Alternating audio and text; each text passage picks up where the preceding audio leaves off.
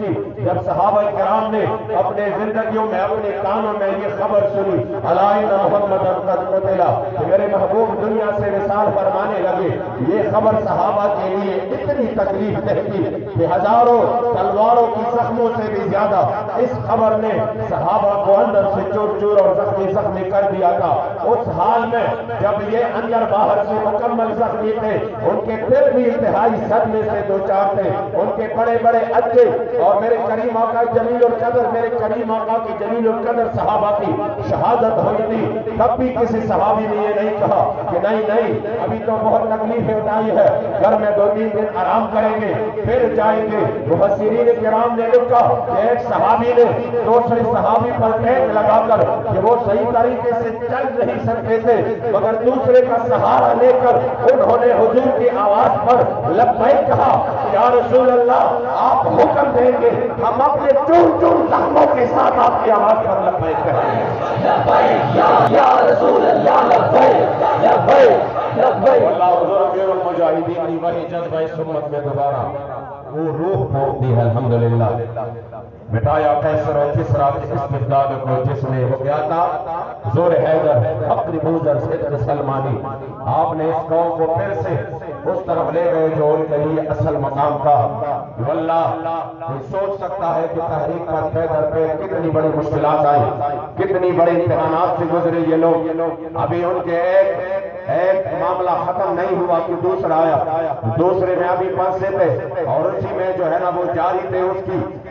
Court کچہریوں میں آنا جانا، اس کے لیے یہ ساری تکالیف وکلاء کا شکر کرنا یہ سب کچھ۔ مگر جب پھر سے حضور امیر المجاہدین نے بلایا کہ آ جاؤ 15 نومبر کو پھر سے میدان فیض آباد جانا ہے، ایک کارکن یا ذمہ دار نے بھی یہ نہیں کہا کہ قبلہ ابھی تو ہمارے اوپر وہ پرچے ہے، ابھی تک تو ہم اسی فور شیڈول میں ہے، ہمیں کچھ نہ کچھ آرام کرنے دے، ہم اپنے آپ کو مضبوط کریں۔ نہ سب نے الحمدللہ انتہائی تکالیف کے باوجود، سب قریب کریک ڈاؤن کے باوجود الحمدللہ آپ کی آواز پر لبیک کہا۔ اور پھر اس کے بعد جو تحریک پر بہت بڑا صدمہ آیا، جو تحریک پر یوں اچانک محسوس ہوا کہ جیسے بالکل 12 جون کا 25 جون کا جون کے مہینے کا سورج طلوع ہو اپنے آفتاب سے اور اچانک 12-1 بجے کے درمیان اچانک اندھیرا چھا جائے، یوں خبر پھیل گئی کہ قبلہ امیر المجاہدین دنیا سے تشریف فرمانے لگے۔ کسی کو یقین نہیں آ رہا تھا، ہر کوئی کہہ رہا تھا کہ نہیں ابھی تو بہت کام باقی تھا، ابھی تو ہم نے حضور کے دین کے لیے بڑی کوششیں کرنی تھی اور ہم نے یقین کرے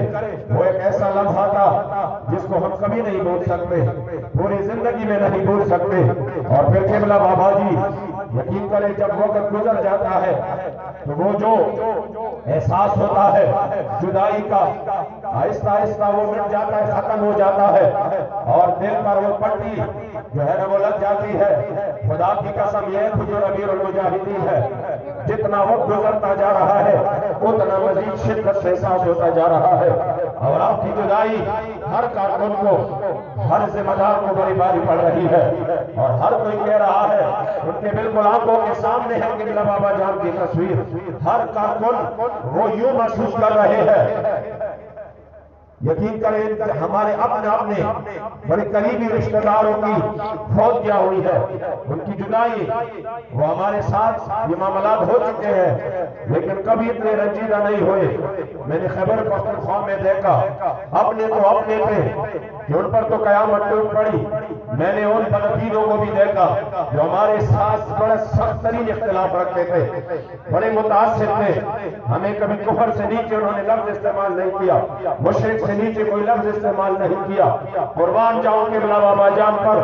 جب ان کے خبر آئی میں نے ان کے آنکھوں میں بھی آنسو دیکھے، میں نے ان کو بھی روتے ہوئے دیکھا اور میں نے ان کو بھی کہتے ہوئے دیکھا کہ آج ایک بہت بڑا عاشق رسول دنیا سے تشریف لے گئے۔ میں نے کہا وہ تو تشریف لے گئے لیکن خوش قسمتی تھی لبیک والوں کی، خوش قسمتی تھی آپ لوگوں کی کہ آپ نے اس مرد کلندر کی آواز پر لبیک بھی کہا، ان کے ساتھ کڑی بھی ہو گئے، ان کے ساتھ آپ کی صحبت بھی رہی اور صرف آپ رسمن کڑے نہیں ہوئے۔ الحمدللہ آپ وہ خوش قسمت لوگ ہیں کہ آپ نے دل و جان سے حضور امیر المجاہدین کا ساتھ دیا۔